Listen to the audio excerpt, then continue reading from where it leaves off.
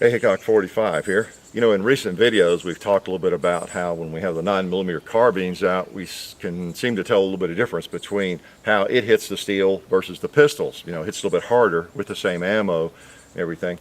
So we thought we'd get the carbine out and the pistol at the same time and just kind of see exactly what the difference is, at least what our impression is, you know, side by side, and see what you think too. Maybe you can tell more than we can.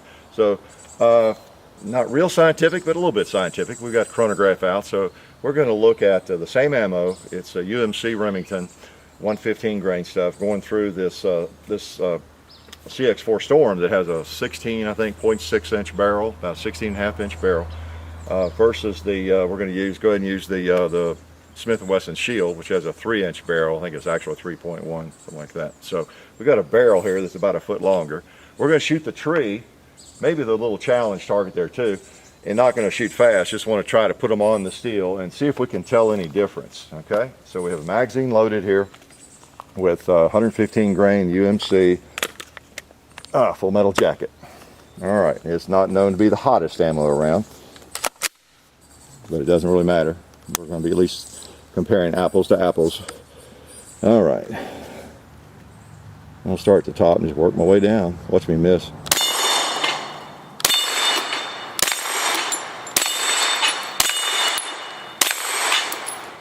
Good.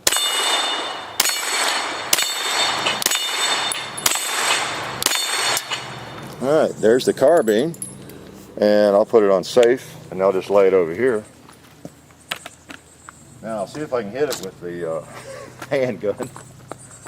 All right, we're hot, really hot. Must be 80 some degrees already. All right.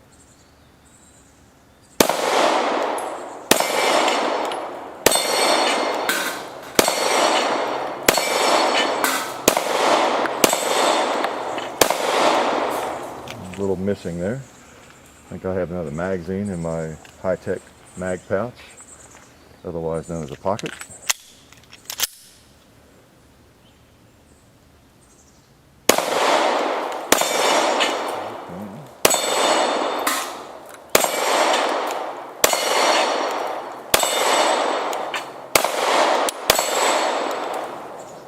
Okay, so that's probably enough. Since we're out of ammo.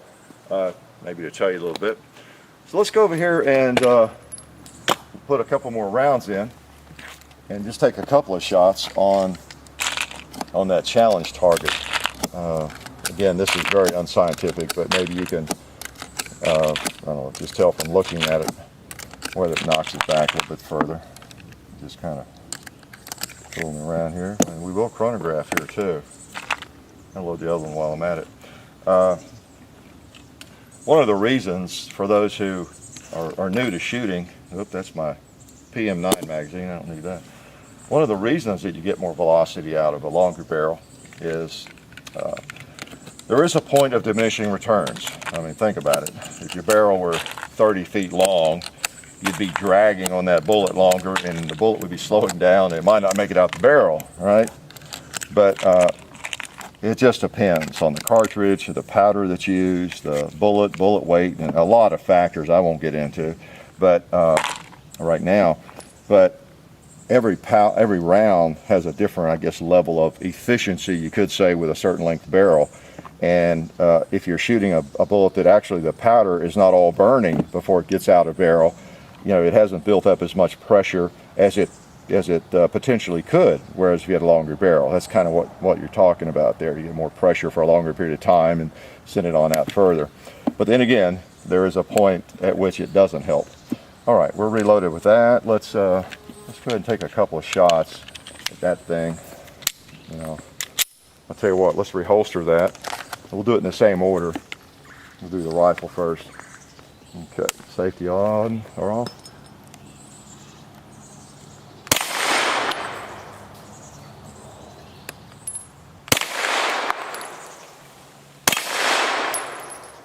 Take one more, a little bit higher. Okay, now I'll try it with the handgun.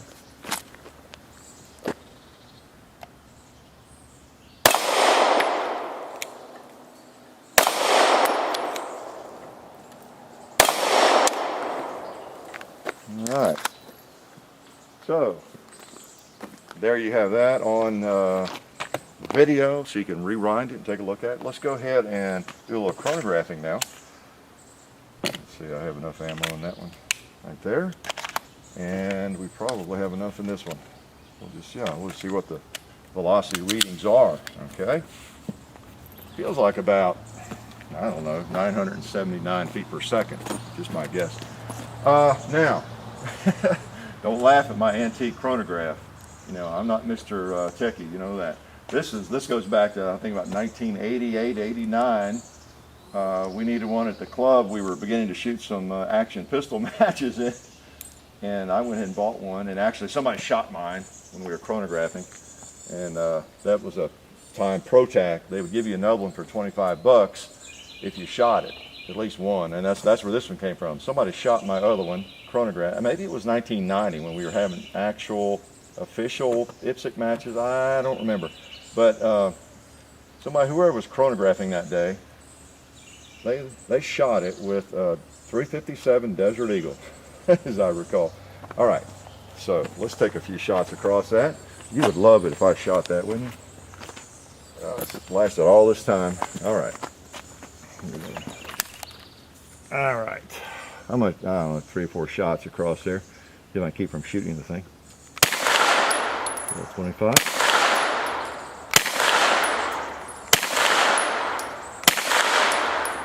Okay, safety on.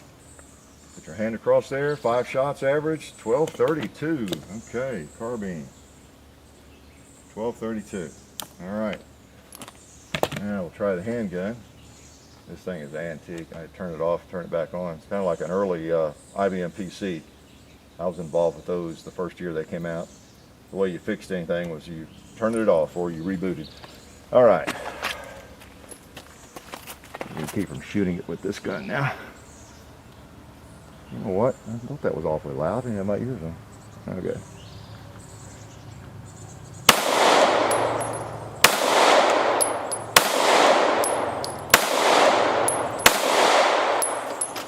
All right.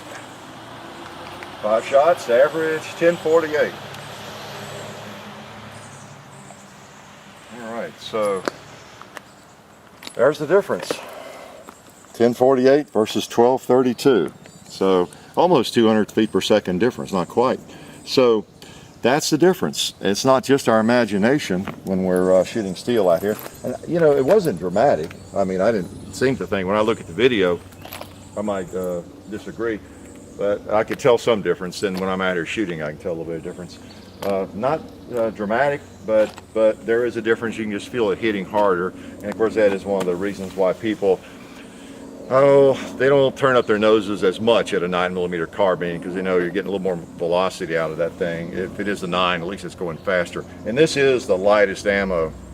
We have some other, we want to use in some different videos. It's got a little more power to it. You know, it's not this bulk stuff, but we want to use that. As long as we're comparing apples to apples, it doesn't really matter that much, right? So you saw what we did. We've got a 3-inch barrel versus about a 16.5-inch barrel. And we're using a shield again. Oh, and by the way, since I have it out, I just stuck these on. The new Talon grips came out. Now I was supposed to trim the back, and I didn't do that, but I just did put those on there. I mean, they are unbelievable design. I couldn't believe it. Looked like something Batman put together, but they fit great, and they get way down there on the back strap like I like. So, but anyway, so we won't have this gun much longer. I just wanted to show you that. This might be the last time you see it. And you may not see these videos in order, but I wanted to show you that. So, my high-tech, state-of-the-art chronograph there, and the battery is at least 10 years old, I think. So I don't know if that tells you anything, but we just wanted to do that. It's kind of a fundamentals thing, but I don't know, whatever you want to call it.